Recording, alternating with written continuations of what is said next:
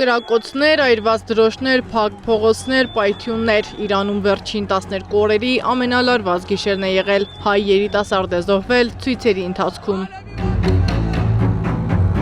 Իրանի հոգևոր առաջնորդ այաթոլլահ Ալի Խամենեին է հանդես եկել կոշտ հայտարարությամբ սլաքներն ուղղելով Միացյալ Նահանգների կողմը։ Թրամփը պետք է կենտրոնանա իր երկրի խնդիրների վրա։ Բոլորը պետք է իմանան, Իսլամական Հանրապետությունը իշխանության է եկել 100 հազարավոր ազնիվ մարդկանց արյան գնով։ Ցուցարարները իրենց հույսը կապելով Վաշինգտոնի հետ գործում են ի վնաս Իրանի։ Իսլամական Հանրապետությունը չի նահանջի նրանց առաջ, ովքեր ավիրողներ են։